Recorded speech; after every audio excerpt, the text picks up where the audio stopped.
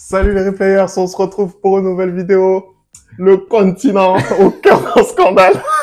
C'est incroyable, ça me tue. Vraiment, quand j'ai vu ça, vraiment, j'ai dit, vraiment là, on est sur quelque chose.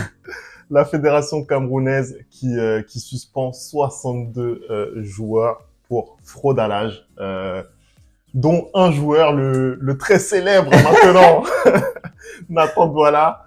Anderson, est-ce que t'es chaud pour en parler? Je pense que là, il y a pas mal à dire. J'ai pas trop le choix, Femi, hein. Je pense que là, l'heure est grave pour le continent. L'heure est grave.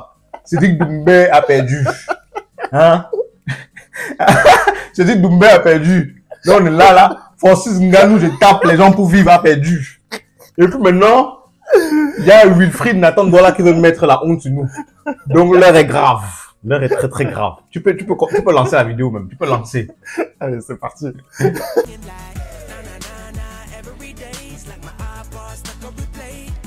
Allez, on commence tout de suite cette vidéo. Voilà, encore une affaire qui secoue le microcosme du football africain avec cette fraude collective à l'âge. Déjà, j'aimerais qu'on apprenne un petit peu à connaître ce Nathan Douala. Hein.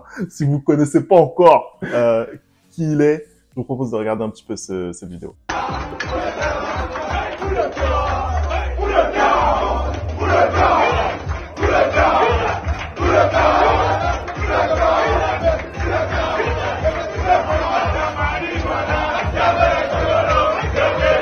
En tout cas, ce qu'on veut dire, c'est que sur les pas de danse, mais déjà même quand tu vois les pas de danse, là, est-ce que tu peux te dire qu'il a 17 ans?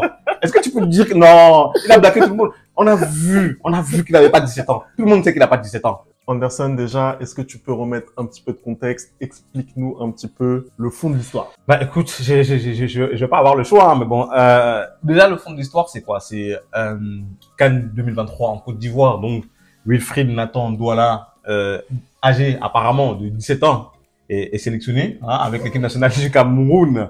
Les premières photos émergent sur le net, les gens émettent un peu des doutes. Moi, le premier, je me dis que il a 17 ans, on nous parle d'un jeune prodige du football camerounais qui joue à Victoria United, le club de Limbé, hein, qui joue en première division du championnat camerounais. Et donc, il va à la Coupe d'Afrique. Ça devient un peu la mascotte des Lions indomptables, notamment grâce à ses danses chaloupées qu'on vient de voir. Avant les matchs, hein, il fait pas mal de sensations. Il n'a pas joué un seul match. Hein, il n'a pas joué un seul match pendant cette CAN-là. Donc, il se passe ce qui se passe pendant la CAN avec le Cameroun. On va pas revenir là-dessus. On a déjà fait une vidéo là-dessus et puis ça me fait mal aussi. Et là, le 10 mars, sensation dans le football camerounais parce que la Fédération camerounaise de football et son président, à savoir Monsieur Samuel Eto'o, ont suspendu 62 joueurs pour fraude identitaire et trafic d'âge, dont Wilfried Nathan Douala. Et là, séisme. Séisme parce que quand cette affaire sort, on apprend que également le journal Le Monde, était venu au Cameroun lors de la Coupe d'Afrique, 2022 et avait fait un reportage sur les joueurs des clubs locaux et ils avaient rencontré, interviewé un certain Alexandre Bardelli. Bon, déjà, ça c'est pas un nom camerounais, hein, je ne sais pas d'où il sort, mais bon, ils ont interviewé un certain Alexandre Bardelli et il s'avère que, d'après certains témoignages aujourd'hui, Alexandre Bardelli égale Wilfried Nathan Douala. C'est extraordinaire. Et à l'époque où ils l'ont interviewé, il disait avoir 21 ans.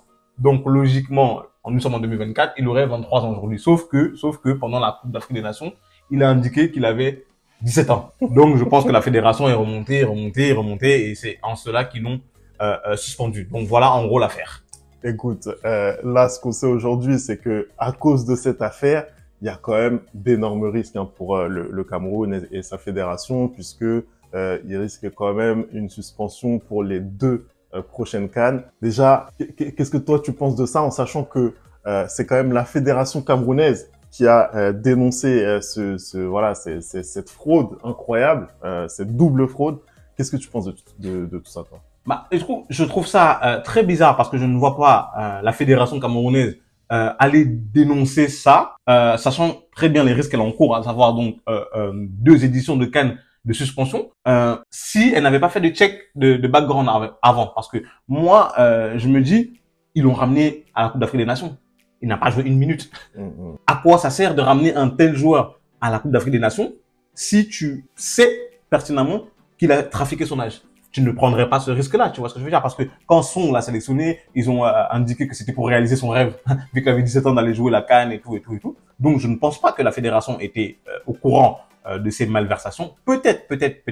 Parce que le journal Le Monde a indiqué qu'ils avaient, fait savoir à la fédération qu'il n'avait pas 17 ans et qu'ils étaient au courant et que malgré ça, ils ont quand même pris le risque de le ramener à la CAN. Mais je ne pense pas parce que l'un des cheval de bataille de Samuel Eto'o quand il est arrivé à la fédération, c'était justement ce trafic d'âge des joueurs africains. Et je me souviens très bien d'un Samuel Eto'o qui avait été convoqué à l'ONU pour faire un discours sur la manière dont le football pouvait contrôler maintenant le trafic d'âge des joueurs. Et il a fait un discours pendant 4-5 minutes pour indiquer que pour lui, à la Fédération camerounaise de football, ils allaient mettre en place certains éléments, dont notamment le passeport biométrique pour les joueurs de foot dès l'âge de 8 ans, qui empêcherait justement de pouvoir faire ces trafics-là. Donc, je ne vois pas pourquoi, avec tous ces éléments-là, le Cameroun et la Fédération camerounaise de football iraient se tirer une balle dans les pieds. Après, aujourd'hui, Nathan Dola et notamment son club, le Victoria United, se défendent en disant que les photos de Bardelli, ça ne serait pas lui, mais ça serait son frère. C'est extraordinaire, mais ça, c'est... Mais on voit très bien, Le Monde a sorti encore un article récemment, les tatouages sont les mêmes. Tu vois, les tatouages sont les mêmes. Il a plusieurs tatouages qui sont similaires. Il a une cicatrice au niveau de l'arcade qui est similaire également. Tu vois ce que je veux dire? Et puis même, soyons honnêtes, entre Africains, on sait comment ces choses se passent. Quand on a vu Nathan, on savait qu'il n'avait pas 17 ans. On savait tous qu'il n'avait pas 17 ans. On savait tous. Et du coup, moi, c'est un peu ça qui me dérange aussi parce que même la fédération, ils auraient dû le savoir. Ils auraient dû le savoir et ils auraient dû l'empêcher d'aller à la CAN parce qu'au final, il n'a même pas joué. Il n'a même pas été sur les feuilles de match, il me semble. Donc, du coup, ça sert à quoi de l'avoir ramené? Non, c'est clair. Et par contre, je pense qu'effectivement, ça ouvre un petit peu ce débat sur les joueurs africains qui tentent, par exemple, de venir en Europe ou de jouer en Europe. C'est pas le premier cas, tu l'as dit, de joueurs africains dont l'âge est changé. Selon toi, pourquoi est-ce que ça se produit comme ça de façon un petit peu répétitive là ces dernières années? Bah, en fait, je pense que déjà le trafic d'âge, c'est assez commun dans le football africain. On va pas se mentir, c'est quelque chose qui date depuis quelques années.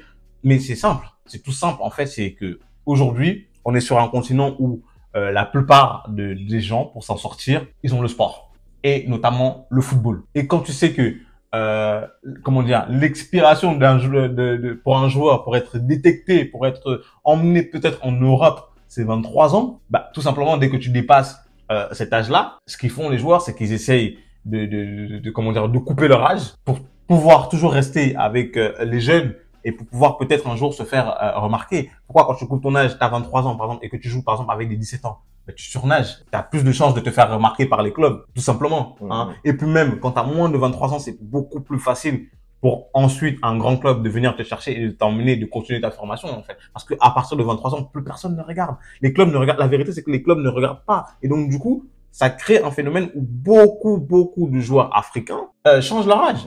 On a eu l'exemple avec un Chancel Bemba. Plein de gens doutent. Bon, après pour Chancel, apparemment c'est parce qu'il ne connaîtrait pas sa date de naissance, mais il y a eu plein de choses comme ça. Un Rigobert Song, c'était aussi un peu bizarre. On savait pas trop quel était son âge. Il y avait eu Wanko Kanou aussi. Wanko Kanou, pareil. Il y avait une suspicion de trafic d'âge. En fait, c'est quelque chose qui est assez commun dans le football africain et même pas que dans le football. Tu vois, c'est pour se donner plus de chances de pouvoir réussir. Maintenant, les fédérations doivent mieux travailler. Les fédérations doivent trouver des moyens de détecter ce genre de choses. Là, moi, ça m'a surpris de voir la Fédération camerounaise de football annoncer 62 suspensions.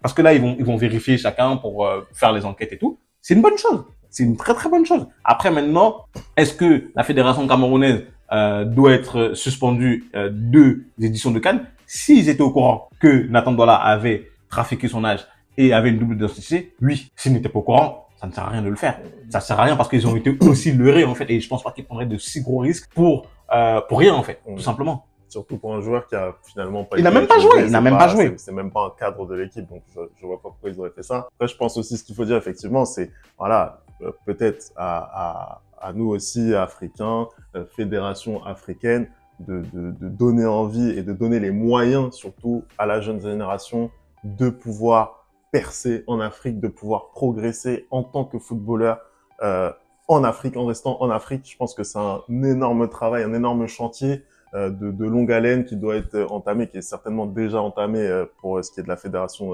camerounaise, avec à sa tête un Samuel Eto'o qui a brillé, qui a une brillante carrière en Europe. Je pense que voilà, je pense que c'est par là que ça doit passer pour que on n'ait plus ce genre de cas. On peut prendre aussi l'exemple du Sénégal, où on a pas mal d'académies qui ont été créées avec énormément de jeunes joueurs qui sont détectés très rapidement et qui n'ont plus besoin Oui. en fait De faire ce genre de malversation, en fait. Voilà, exactement, qui sont repérés comme n'importe quel autre joueur sur n'importe quel autre continent et qui peuvent aller, pourquoi pas en Europe si c'est là qu'ils veulent aller, mais voilà, qui n'ont pas besoin de faire toutes ces manœuvres. Et donc ça, je pense que c'est vraiment le travail que l'on doit abattre pour que ça n'arrive plus. En tout cas, voilà, c'était notre petite vidéo. Les choses ne vont pas pour nous en ce moment. On n'a pas d'entraîneur. Là, toutes les équipes vont jouer en mars. Nous, on va pas jouer. Et puis maintenant, on va être suspendu des 2 prochaines cannes. Mais il y a quoi? Et vous n'avez plus de combattants. Faut nous déposer. Les gens qui nous ont attachés au village, faut nous déposer. Pardon. On vous a rien fait. Je sais qu'on est un peu arrogant, tout ça, mais laissez-nous. Les choses vont mal. Merci d'avoir regardé cette vidéo. On n'oublie pas les bonnes habitudes, @le replay foot. Et puis, on va se retrouver très, très vite pour une nouvelle vidéo. Ciao!